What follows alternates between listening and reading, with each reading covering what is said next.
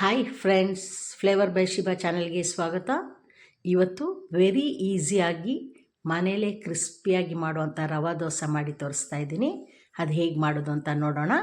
ನನ್ನ ಚಾನಲ್ನ ಯಾರು ಇನ್ನೂ ಸಬ್ಸ್ಕ್ರೈಬ್ ಮಾಡ್ಕೊಂಡಿಲ್ಲ ಅವ್ರು ದಯವಿಟ್ಟು ಮಾಡ್ಕೊಳ್ಳಿ. ಹಾಗೆ ಡೈಲಿ ನನ್ನ ವೀಡಿಯೋಸ್ನ ವಾಚ್ ಮಾಡ್ತಾನೇ ಇರಿ. ನೋಡಿ, ರೆಡಿ ಇರುವಂಥ ಕ್ರಿಸ್ಪಿ ರವಾ ದೋಸೆ ಇದು. ಬೇಗ ಆಗುತ್ತೆ ನೋಡಿ, ಎಷ್ಟು ತಿನ್ನಾಗಿ ಬರುತ್ತೆ, ಆಮೇಲೆ ಕ್ರಿಸ್ಪಿಯಾಗಿರುತ್ತೆ. ಅದು ಹೇಗೆ ಮಾಡೋದು ಅಂತ ನೋಡೋಣ. ನೀವು ಯಾವ ಬೌಲ್ ತೊಗೊಳ್ತೀರೋ ಆ ಬೌಲಲ್ಲಿ ಒಂದು ಬೌಲು ಚಿರೋಟಿ ರವೆ, ಸಣ್ಣ ರವೆ ಅದು. ಆಮೇಲೆ ಅರ್ಧ ಬೌಲು ಅಕ್ಕಿ ಹಿಟ್ಟು, ರೈಸ್ ಫ್ಲೋರ್. ಆಮೇಲೆ ಕಾಲು ಭಾಗ ಕಪ್ಪಲ್ಲಿ ಮೈದಾ ಹಿಟ್ಟು, ಒಂದು ಅರ್ಧ ಕಾಲು, ಆ ಥರ 3 ಪೌಡ್ರನ್ನು ಹಾಕ್ಕೊಂಬಿಟ್ಟು 1 ಸ್ಪೂನು ಜೀರಿಗೆ ಹಾಕ್ಕೊಳ್ಳಿ. ಈಗ ಸ್ವಲ್ಪ ತೆಂಗಿನ ತುರಿ, ಒಂದು 3 ಹಸಿಮೆಣಸಿನ್ಕಾಯಿ, 1 ಈರುಳ್ಳಿ, ಕೊತ್ತಂಬರಿ ಸೊಪ್ಪು ಸ್ವಲ್ಪ, ಕರಿಬೇವಿನ ಸೊಪ್ಪು ಸ್ವಲ್ಪ, ಇದಿಷ್ಟು ರೆಡಿ ಮಾಡ್ಕೊಂಬಿಟ್ಟು ಸಣ್ಣದಾಗಿ ಚಾಪ್ ಮಾಡಿಬಿಟ್ಟು ಇದಕ್ಕೆ ಹಾಕ್ಕೊಳ್ಳಿ.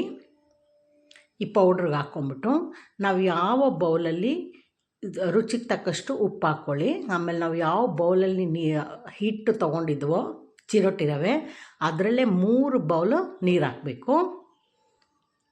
ಯಾವುದ್ರಲ್ಲಿ ತೊಗೊಂಡಿರ್ತೀವಿ ಅದರಲ್ಲೇ 3 ಭಾಗ ನೀರು ಹಾಕಬೇಕು. ಆಮೇಲೆ ಚೆನ್ನಾಗಿ ಮಿಕ್ಸ್ ಮಾಡ್ಕೊಳ್ಳಿ. ಉಪ್ಪೆಲ್ಲ ಕರೆಕ್ಟಾಗಿದೆಯಾ ಅಂತ ನೋಡ್ಕೊಳ್ಳಿ.